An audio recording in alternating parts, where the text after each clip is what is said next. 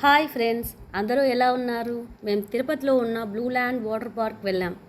అక్కడ చాలా water rides, wave pool, rain dance and children pool area ఉన్నాయి. మా లివాన్ష్ అయితే వేవ్ పూల్ని బాగా ఎంజాయ్ చేసినాడు. చూడండి.